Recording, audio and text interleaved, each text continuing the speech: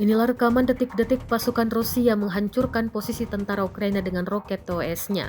Rekaman detik-detik serangan diunggah di Telegram pada Kamis 26 Desember 2024. Dalam keterangan unggahan disebutkan, Rusia menggelar operasi penghancuran posisi tentara Ukraina oleh kru TOS Sonsepek. Awak TOS Sonsepek dari Resimen ke-39 mengklaim sukses mengubah posisi dan personel Ukraina di area pemukiman Ostrovskoye menjadi debu yang membara. Rusia mengklaim penghancuran pasukan Ukraina yang signifikan ini memudahkan pasukan penyerangnya untuk melewati sektor ini, sehingga mereka dapat bergerak maju dengan risiko yang lebih kecil.